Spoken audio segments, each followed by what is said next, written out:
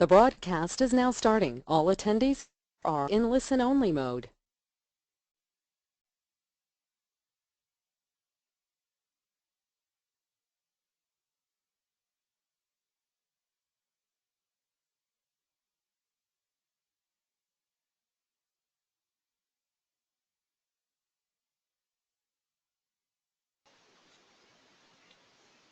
Good afternoon, everyone, and welcome to the Sitecore webinar entitled The Art of Digital Psychology in partnership with Ratio Partners. I'm Talia Burlamaki, and I'm the Head of Marketing for Sitecore in the UK, and I'm going to be moderating today's webinar. Just to make you all aware, today's webinar is being recorded, and the link will be sent to all of you on the next couple of days. Mario and Steve will be taking questions for about 5 to 10 minutes at the end of their presentation, so please feel free to post any questions you have in the question box on the GoToWebinar toolbar. I don't know how much you know about Sitecore. I'll just give you a quick introduction as to who we are and what we do. Sitecore is the global leader in customer experience management software. The Sitecore Experience platform enables e-commerce professionals and marketers to deliver the most relevant experiences and content to customers at any moment of interaction and via any communications channel: the web, email, mobile, social, and offline.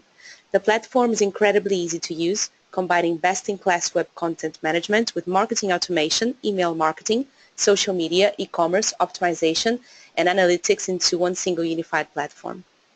More than 4,600 of the world's leading brands, including American Express, Carnival Cruises, L'Oreal, and EasyJet, trust Sitecore to help them deliver the meaningful interactions to win customers for life. And now I'd like to introduce you to today's speakers. Today we're joined live by Mario Kyriakou and Steve Renshaw, Managing Directors at Ratio Partners. Mario is the co-founder of the digital agency Ratio. Mario works with organizations to align and continuously test and optimize their digital experience for business growth. He previously spent 5 years at Sitecore managing and optimizing their digital and marketing campaigns. Steve is also a co-founder at Ratio. Steve works with organizations to deliver optimal experiences which support and drive business success. Previously, he spent 4 years at Sitecore helping customers successfully leverage the Sitecore marketing platform. Now, Mario, over to you. Thank you, Talia. One second, I'll just share my screen.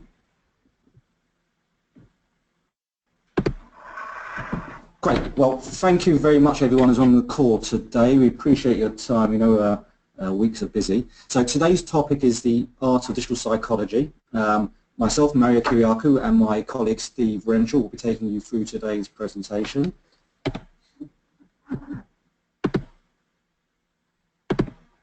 Just a little bit about who we are, just a bit of a shameless plug. We're Ratio, we're a UK digital agency. We're also a Sitecore partner.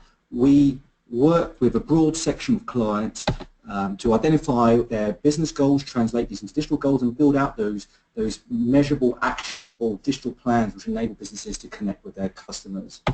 So that out of the way, go straight into today's presentation. So digital psychology, art or science. Well, we were quite deliberate in naming our presentation today the art of digital psychology. And why? Well, because in marketing there's an inclination to think of marketing as either art or science. Well, for us here at Ratio to truly understand the emotional triggers which drive your audience, it's important not to think about it as either art or science, left brain, right brain, as two separate and unrelated areas. So what is digital psychology? Is it art or is it science?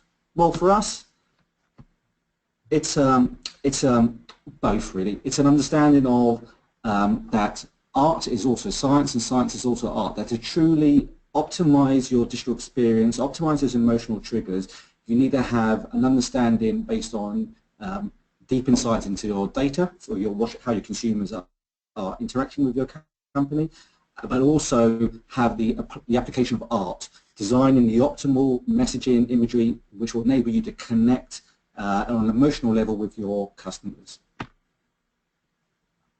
So we've got the art or science part out of the way, but what actually is digital psychology, and is it something which can be applied by any marketer to their own organization? Well, it's simple, and it shouldn't be seen as a complex topic. Digital psychology is simply designing and optimizing the digital experience at every touch point where your audience collides with your brand based on a couple of key areas: knowing who your audience is and having a deep understanding of their goals and motivations, and delivering that friction-free and contextually relevant digital experience which enables your customers to find information that they want quickly. And ultimately it's with one goal in mind: to convince and persuade your visitors to take a positive action with your brand. A question we hear quite often: why should we bother trying to apply the techniques of digital psychology to our own user journeys? And it's a valid question. We'll be covering some of the reasons why you should look to apply it during today's presentation. But for me, a good starting place is always choice. Customers have a myriad amount of options to choose from, both with your brand and with other companies, with your competitors. Choice is good, right? Or yes and no. We love our short-term attention.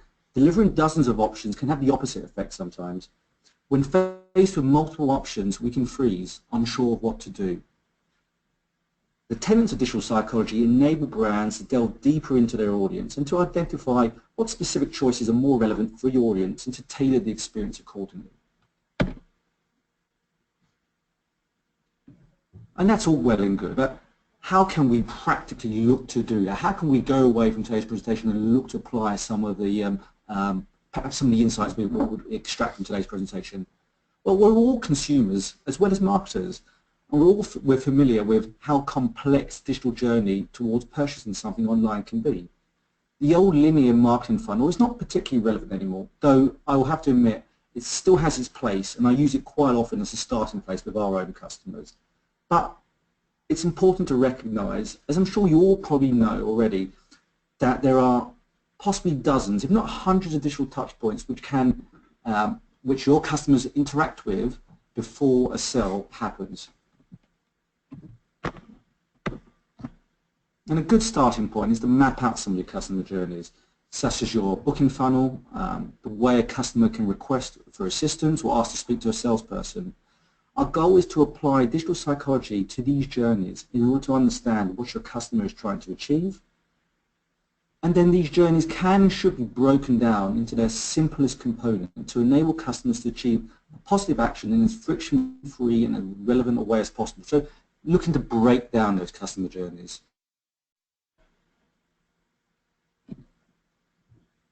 Digital psychology, a topic, can at times come across as quite abstract, and we'll admit that. But it shouldn't be seen as that. It's a practical way of designing and delivering a contextually relevant digital experience which have the customers at its heart. But it's important to acknowledge that to achieve contextually relevant experiences, you will need a combination of tools and plans to succeed. From having the right technology, which allows you to extract insight from your audience, and we work quite closely with Sitecore. It's a great tool of trying to delve deep into your audience. But moving on from there, also trying to understand what they are and how they are interacting with you. And technology allows brands to know their audience and to create and apply those emotional triggers at every touch point and to test, analyze and optimize these on an ongoing basis. So, is there a balance when looking to optimize customer behavior? The short answer is yes. It's quite common to talk about building the digital experience around the customer, which is completely correct. But that should not be at the expense of leaving out what a business is looking to achieve with digital, which may, for example, be driving leads, increasing donations, acquiring new customers, for example. As a marketer, the balance is in delivering an experience that creates value for your two main stakeholders: your external customers, the ones who purchase your product and service, and your internal customers. Think of your sales team or your CEO, for example. Our goal with today's presentation was to make it as practical as possible, and with that in mind, something we're asked quite often by our customers is what structure can I use to, amongst my own marketing team, and get my marketing team involved with optimizing the emotional triggers on our own digital properties. Well, we've identified three main areas that are helpful when looking to apply these techniques. Knowing your audience is a starting point for any project, regardless of your end goal. Knowing your audience can and should be a combination of data, research from analytics tools, social, GA, heat mapping, psychoanalytics, etc., but also direct customer research, whether from interviews or surveys. The goal of this type of project is to build those deep personas and to define your most valuable segments, as you should look to optimize your emotional triggers for those first. And secondly, the context of your audience. Knowing who your audience is great, but customers' needs and requirements will vary depending on where they are in their journey with your brand. The classic examples between prospects and customers. Prospects who are potential customers, customers who are already brought into your brand and your service. And their content experience requirements are very different. And thirdly, building out that persuasive touchpoint map.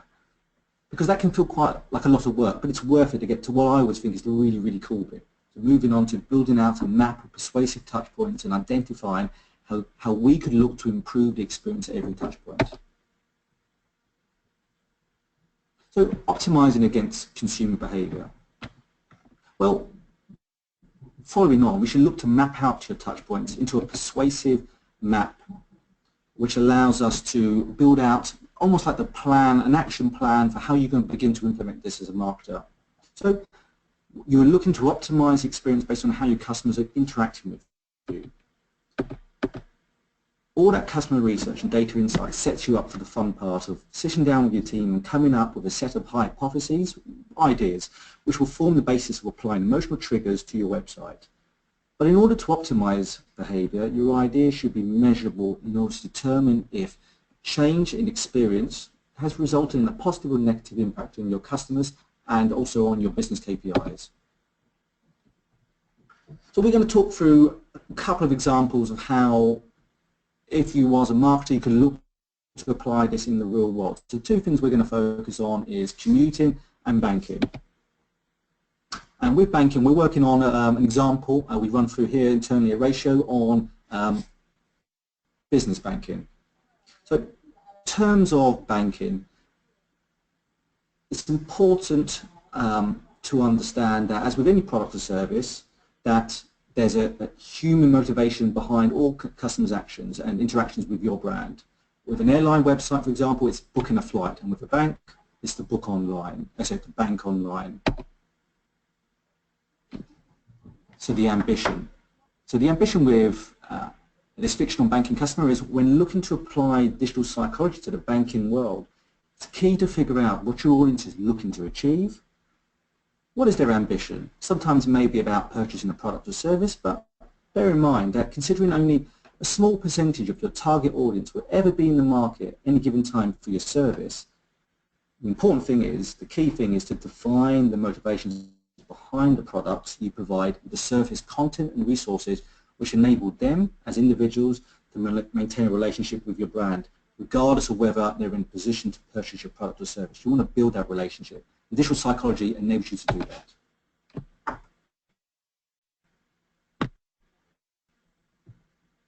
But there is a bigger vision for the application of digital psychology in the banking world, defining the brand vision for the customer experience.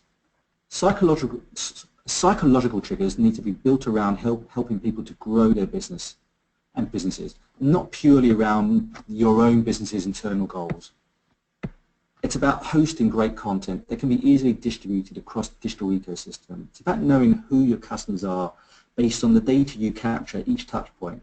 It's about where you are in a company lifecycle and leveraging technology to constantly learn more about you each time you visit the site.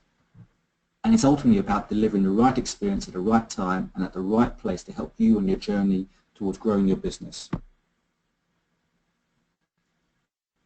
Banking is not too different to many other businesses, in the sense that you have a diverse audience, you have a varied set of needs. Help put some law and order into identifying and delivering the right content experience. We need to think about the end-to-end journey of starting a business and mapping out the objectives a business has when looking to establish itself and also to grow as a business. If we start looking at these milestones for company growth, some are financial, see highlighted in blue, others are not directly instigated with a financial thought, and these are the ones in green. Why is it important to split out customer goals? Well, a couple of things. By identifying your customer milestones, you're a better place to find what a bank can best support, as well as laying down a mark in the sand to optimize the emotional triggers at each stage of that customer journey. And then there are other milestones the business will need to feed into this content framework. The banking, product conversations, conversations about what's happening in the general financial market, global events that may influence businesses. However, it starts giving us an idea of the many themes a bank can use to connect the companies with and to build out a support network of content, messaging and imagery which can be used to engage with your different customer segments.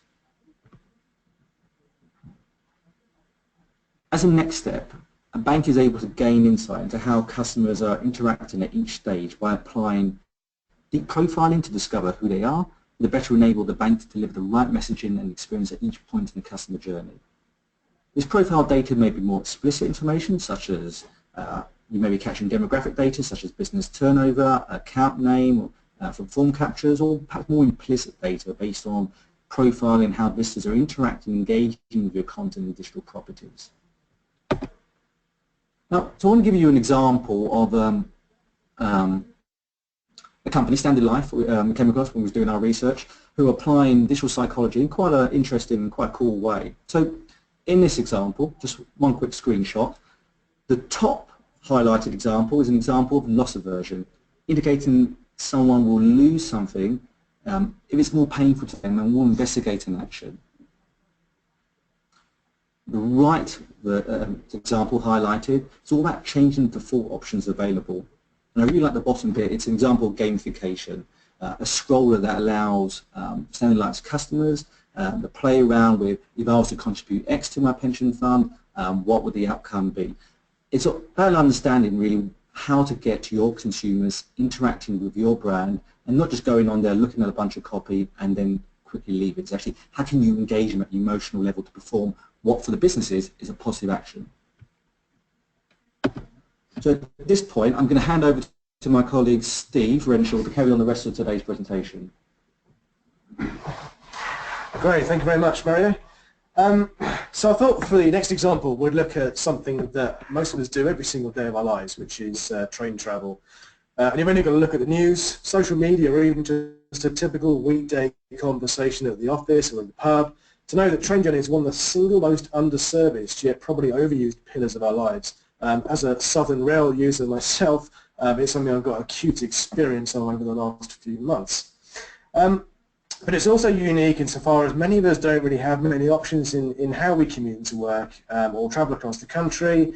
Yet many rail companies are still focused on a very small subsection of delivery, which might be buying a ticket, perhaps selling to you on board, and only really in the last year or so starting to offer more innovative or, if you like, disruptive things such as electronic boarding passes, which, if you think about it, is something the airline industry's been doing for quite a while. Yet if you speak to people who work at train operating companies, customer satisfaction is actually a key performance indicator for them. And as you've probably seen in the news every now and again, they don't necessarily score particularly highly in customer satisfaction ratings compared to other industries. So we thought we'd have a look at why human psychology is so important in driving customer behavior, encouraging return custom, and acquiring new customers as well, especially things like advocacy, word of mouth and so on. So this is an example we've got on the screen here of an experience map that was developed by Rail Europe. Of Rail Europe, or haven't heard of them, they're a bit like Interrail. So they're a travel company, they sell things like European rail passes. So if you're an American, which is where they're based, they'll sell you a pass for traveling across Europe for your gap year or for a long holiday, and they offer things like paperless tickets and so on. But what they did is to build out this map to show the different stages that a user goes through, from considering a trip over on the left-hand side through to booking it, what happens post-booking, when they actually get to the station they're traveling from, and then when they actually get onto the train and onto getting to their destination. And you can see here they've mapped out not only the physical doing part of these stages, which is the sitting down, going on the website, looking at maps, comparing offers, booking, printing tickets, and so on, but also looking at how they cope with changes, what happens when they arrive at the destination, and a few things in between. But underlying all that, they've also plotted out the thinkings and feelings of their users at each of these stages as well. And this is where this digital psychology element comes into their experience map. And the reason they've done this is so that they can predict and address users' needs and particularly potential pain points at each stage of the journey by deploying and developing products, services and communication that makes the experience for their customers as frictionless as possible, but ultimately to satisfy customers in a way that's, if you like, non-intrusive, intuitive, and really adds value. When we look at this in terms of digital maturity, which is a phrase Mario used earlier, actually we're going beyond digital and we're creating a process where we're involving all areas of the organization in a process of change where we're enabling our digital channels by creating highly optimized journeys, of which digital is just one part, but ultimately it's all based on this concept of human behavior. And this experience map is actually something I love, and it resembles slightly the sort of work that we do with our own clients in terms of looking at not only the physical journey that the user has to go through, but actually what are those trigger points all the way through, and what's the content we need to support those, and how are we communicating to customers at each of those points in the journey to try and predict and address those as we go through.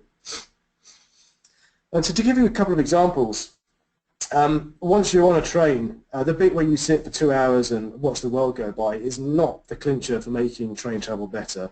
As you probably know, there's nothing more soul-destroying than sitting on a train waiting for the time to pass until you reach your destination, especially if, like me, your friend's on its last legs, or you have a family of 4 with a McDonald's lunch unfolding on the table next to you. Actually, the challenge for our rail company here is how you make this 2-hour period one that people really enjoy. And that might be by providing reliable Wi-Fi as perhaps an obvious suggestion, but one that's still massively overlooked by most rail companies. But more so, it's about how you can add even more value to the journey. So perhaps it's suggesting a well-reviewed book that they can buy at the station, or maybe it's a film that they can download, which will comfortably fill the time it takes them to get from A to B. So one of the train companies we spoke to earlier this year, database of latest books, latest film titles, automating an email out to users based on their journey in Sitecore anyway. So it's very easy to calculate that from the data we have, and then helping the user through it. And perhaps, for example, an email or some sort of other communication via an app perhaps, to help them prepare and ultimately make the journey more of an enjoyable one and help it go a bit quicker. The other experience point that we have with the train company is when you're actually on the train. People worrying about it being busy and noisy. So perhaps you've got a customer as a train operating company who always books a quiet carriage, or maybe they prefer to travel at a time when trains are less busy. This data is all available to us. We know when users are booking quiet coaches. We know when users tend to book off-peak services. So why don't we highlight that when they're making their booking, or perhaps offer them an alternative journey or other suggestions if their train's in peak demand. Again, it's all just about taking data that we've got within the organization and then stitching it together to help make that experience contextual and relevant for the user. If you've ever traveled on a train with a reserved seat, you'll recognize the uniquely British horror at the prospect of having to ask someone to move if they're in your reserved seat, or being rebutted when you finally plucked up the courage to say something.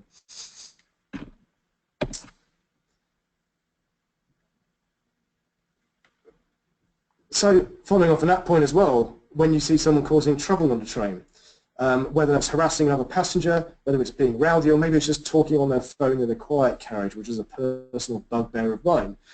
These are all things that, as a passenger, many people are distinctly uncomfortable talking about or confronting other passengers about. Yet, unlike airlines, it can be almost impossible to just simply press a button and contact the conductor for assistance. You have to go and physically seek them out. You have to go walking up and down the train, or you just swallow your pride and you go and sit somewhere else. And there was a case recently when someone got stuck on a toilet in a Virgin train service and had to resort to social media to ask for assistance.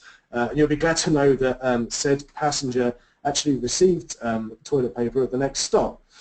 But this is a prime example of where we've got a customer who's bought, they're into the buying funnel, they purchased, and then once they're on the train, the whole experience breaks down because they haven't got the ability to contact anybody. So there's very, really obvious things a lot of organizations are missing in terms of how do you make the experience end-to-end a lot better. And again, we'll talk a bit more in a moment about how Sitecore can help you to control this. And just finally, those three hideous words, rail replacement buses. Nothing's really guaranteed to kill the journey experience quicker than being booted off onto another channel, or in this case, a service. So by now, you're probably seeing where the art of psychology is so important for optimizing a customer experience. But if we try and bring it back to where we as marketers and what we as marketers can do and influence this process and try and reduce some of this friction for our customers. So I spoke a moment ago about moving past that booking funnel and looking ahead to engaging with the customer and ensuring they're not only spending money with us, but that they feel they've had such a great experience that they want to come back. And that's really all about how we leverage the tools at our disposal, supported by something like the experience map that we saw earlier. The idea being to reduce friction from the get-go and predict a user's behavior throughout their journey with us. Now that's partly about simple usability, but it's also about predicting those behavioral triggers around thinking and feeling. So the next step almost happens without our customer even having to think about it. And Sitecore helps us to enable this by leveraging the enormous wealth of data we have about our users, as well as, of course, as the analytics and the insight that we have within the platform, to control and contextualize the experience through all these different channels. So whether it's web, whether it's mobile, whether it's app, whether it's on train, all these different channels we have the ability to influence or control in some sort of way, using Sitecore as our sort of content platform, but then using that as a communication and context marketing platform as well. So for example, we can see here if a customer is looking to take a particularly lengthy journey of several hours, can we perhaps offer them some options to connect via Skype or share their journey details by email or some other sort of messaging service, or maybe even offer a link to a diary service to help them mutually agree on a date and time, for example, if they're going to go and visit a friend. And it doesn't have to detract from the fact that they still need to buy a ticket. We're not trying to knock people out of the funnel and say, have a phone call rather than buying a ticket. But the idea is it's adding value by helping to facilitate the transaction. It's adding something they wouldn't have otherwise had.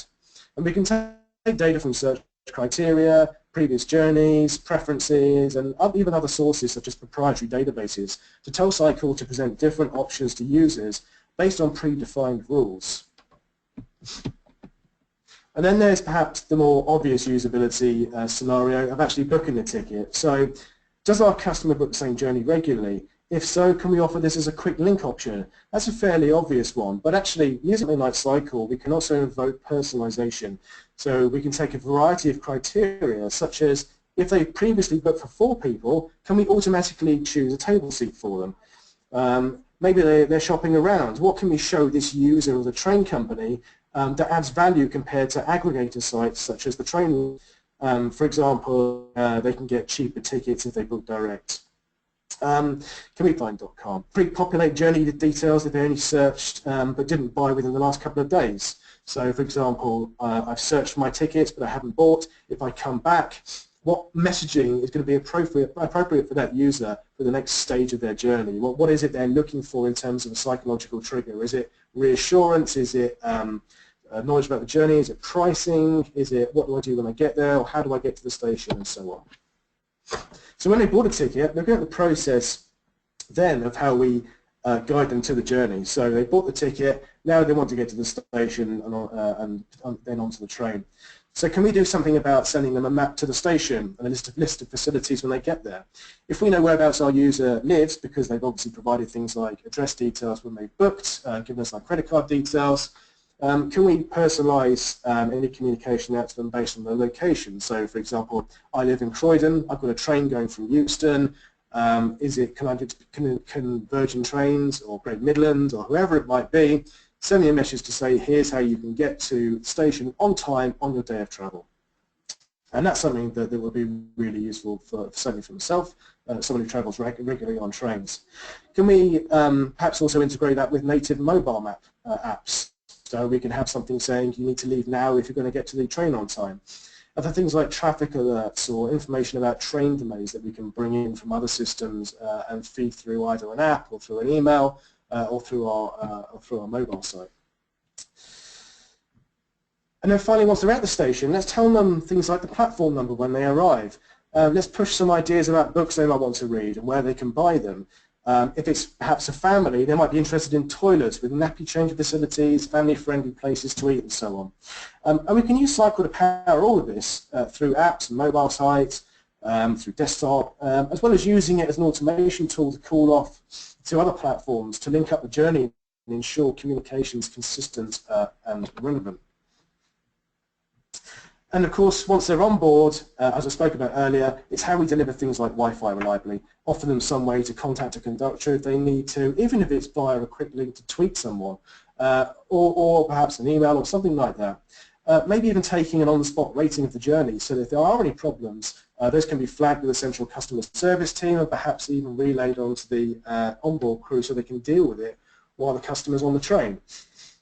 And once they're off the train, can we use the data we hold about this user and their trip to send notifications about things like the local station facilities, taxi ranks, maybe even start to serve useful content around local hotels and getting into the sort of territory of affiliation and car hire and so on. We might even want to prompt them to book a ticket back if we can recognise that they haven't already bought one. And again, this is all just data. We can power all of this by harnessing the massive data we hold about our user and just devising and mapping out those experience maps, devising communication and channel plans to help this happen at the most appropriate time. And why Sitecore is so great to enable this is because it collects and stores all our customer data, and it works along things like Microsoft Dynamics and so on, but it does actually hold all this data about our customers within one central repository, which it calls the Experience Database. And what this does is allows it to share this information with other platforms, but also suck information back in to enrich user data and so on. So if you look on the left, we have all the elements that we're capturing about a typical user, such as the number of times they visited the site, the actions they've taken, the goals they've triggered, what campaign they came off the back of, and perhaps what profile they matched. So does it look like a single person, a couple, a business user, a family, based on the behavior they've taken on the site. And on the right is some of those platforms that we could potentially look to integrate with as well. And there's examples in the wild of Sitecore connecting to platforms such as Dynamics, Microsoft Dynamics, Salesforce, Eloqua, SAP, email service providers, and in some cases even proprietary databases that the companies have built themselves. But what this allows us to do is to control and contextualize the experience by using this data alongside Sitecore's personalization rules engine, its marketing automation suite, its campaign manager, and a lot more to deliver the right message to the right user at the right time. But also, of course, doing it in a way that takes into account those psychological choice triggers that we've spoken about already. And just a very, very quick example of, I don't know how well you can see this on the screen, but an example of what Sitecore calls the experience profile. And this is our data store about our user. If you look at the screen, just very quickly on the left-hand side is, if you like, the pattern or profile that our user has matched based on the kind of content they're consuming. So if I'm looking at a lot of content about certain products or services, we can start to profile our user and create an idea of what they're interested in, who they are, and then surface relevant content. We can capture information about the number of times they've visited, the campaigns, whether they've liked us on Facebook if we want to, whether they've signed up and downloaded our app. All this information we can capture within this data store within Sitecore, and this becomes the way that we enrich the customer's experience by using that data to optimize the experience across all our different channels. And just to finish up, if you remember what we spoke about earlier, whilst the webinar here is called The Art of Digital Psychology, this isn't just a digital concept. The process of, if you like, choice architecture around human behavior flows across the entire user journey. So it's not just through the website, it's not just through mobile apps. The entire ecosystem, from developing a customer-first culture right the way through to the products and services that you deliver and the way in which you deliver them both online and offline are what will really transform your business. But Sitecore as a context marketing platform is ideally placed to help you deliver this effectively across all those different channels and helping to enable you to use that wealth of data to inform your entire business. And on that note, I'll hand back over to Talia at Sitecore, who will be taking any questions that you may have. Thank you very much, Steve. We have a couple of questions that have come through. Let me just open the chat. So the first one is, what is the best way of testing if touch points are delivering the right responses? Good question. I'll take that one, Steve. Yeah, it's a good question because it can seem so far like, yeah, it's great, I get the concept, but actually, you know, how do I actually go away and apply this? And the way to do it is apply testing. So you may sit down with your marketing team, come up with 10, 20, 30 different ideas in terms of delivering different types of messaging, trying different imagery, different content, even different styles of, you know, call to action buttons. The way to do it is to use a testing tool. I mean, and there's lots of testing and personalization tools out there. One we successfully use with clients is Sitecore's own testing and personalization suite. So the best way to get started really is to map out your ideas before you even open up your technology. Map them out, try something in an Excel sheet, identify your user segments, identify your sample size, build out your ideas in terms of, okay, we believe by deploying this different type of messaging, it will result in an uplift.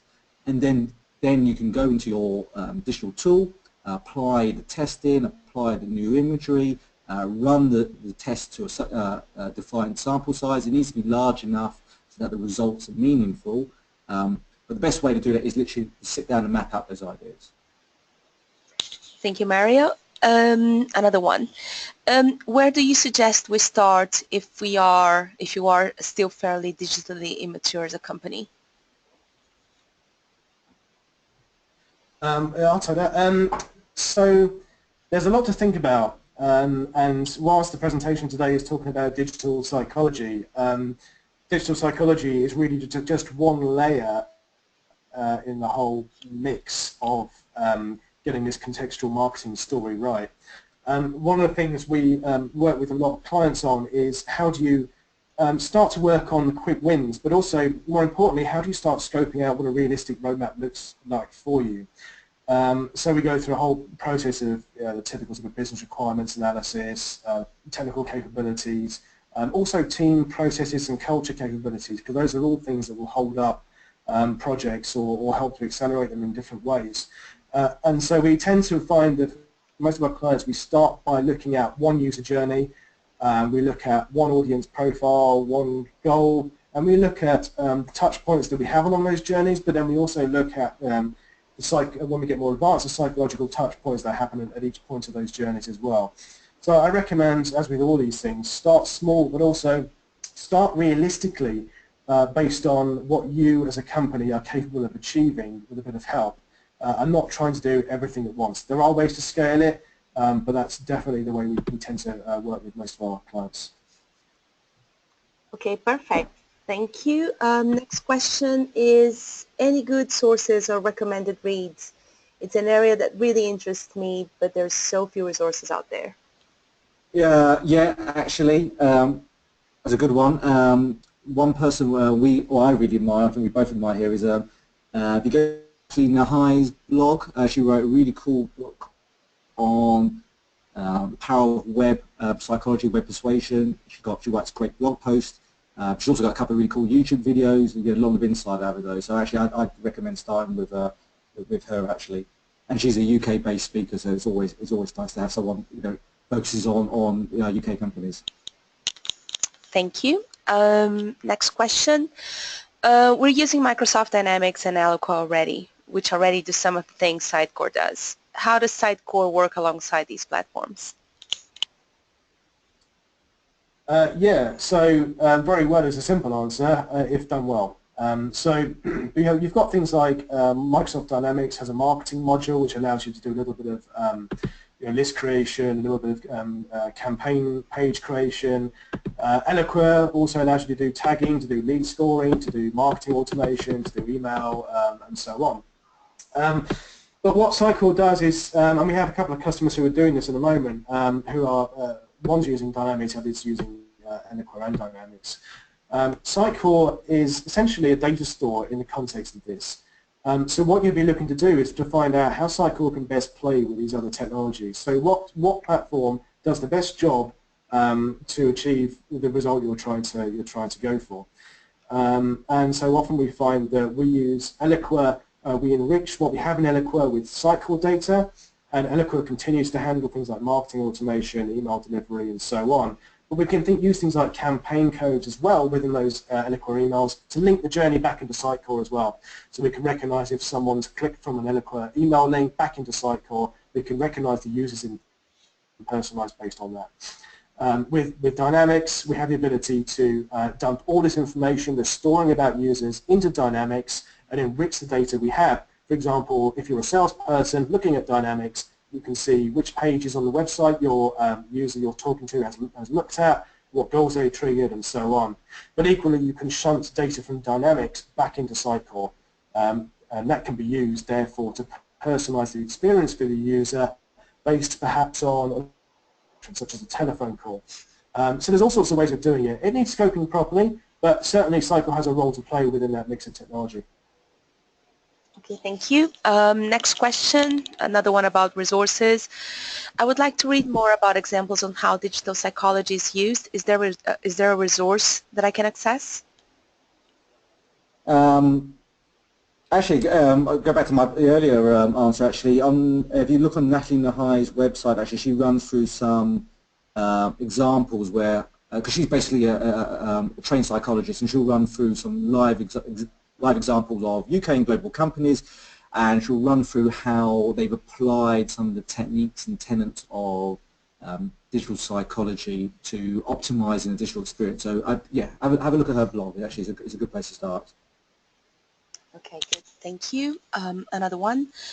How can a UX design team interact better with a digital marketing team to help better research along with the digital psychology, having the best user journey as a target? Should I repeat that one? No, that's fine. I suppose you could say the same thing about any team that sits out of marketing, but also different functions within marketing. I think I suppose it's dependent on how you currently work. One of the things we like to suggest, if it's possible, is to almost adopt the agile methodology that a software development team will have and actually deploy it to marketing. It's a way of aligning what your team's goals are, what the business goals are, and also mapping out what you want to do as next steps. And also, I mean, for digital psychology, but really for any type of digital marketing activity, aligning what you're looking to do, agree on your stakeholders, your personas, who you're targeting, the type of content, what a campaign looks like, how does a page need to be structured, deploying it, looking at the data, looking at the insight, and having that daily stand-up meeting, so you're always on the same page. Well, I think it's also about this kind of digital psychology concept needs to be laid into the process when you're going through a requirements gathering exercise and the scoping exercise.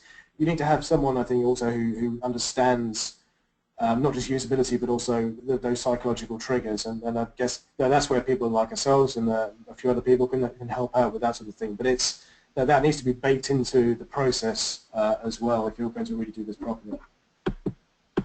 Perfect, thank you. We don't have any more questions, so I would like to thank Mario and Steve for today's webinar. It was a great presentation, and I look forward to see you again very soon. Thank you very much. Our pleasure. Goodbye.